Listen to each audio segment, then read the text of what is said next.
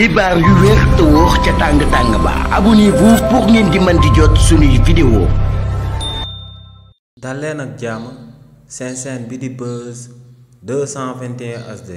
kii di Mame Diarra Fam nekkul personnalité politique bu kenn dootu présenté ci réew mi di Sénégal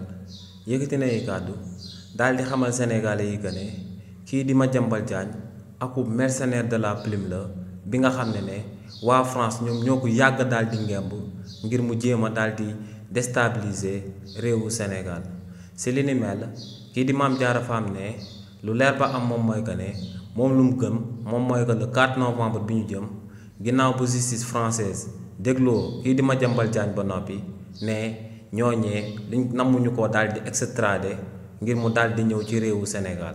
ndax ne en réalité réewu France ñoom ñoo yàgg daal di ngemb kii di Madiambal Diagne ngir mu leen di amal sale boulot ci réewu Sénégal ne luy firndeel kàddoom yooyu mu daal di yëkkati moom mooy que ne Karim Wade ginnaaw bu président Abdoulaye Wade wàccee woon ci boppu réew mi ne kii di Madiambal Diagne à travers journalam bii di Le Quotidien chaque jour da doon bind ay articles yu néfaste jëmale ko ci jëmmam di ko doon chargé te ne li ni mel moom moo sababoon kookee di Karim Wade régime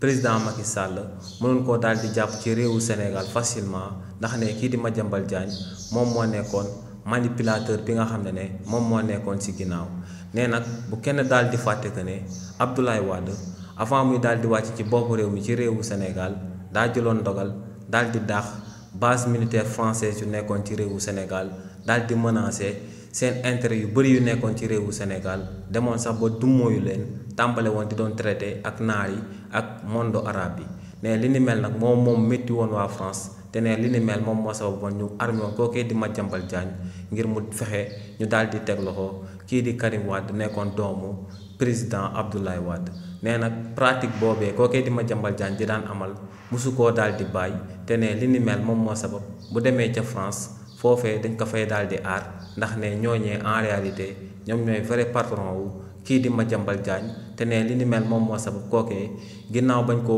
jébbalee ak convocation mu tegoon nafsoom si daal di génn réewu Sénégal jaaree ca Gambie ngir dem daal di toog ci pays bi nga xam ne ñooñee ñoom ñooy ay véritable patron. xibaar yu wér te wóor ca tàng ba abonnez-vous pour ngeen di mën di jot suñuy vidéo.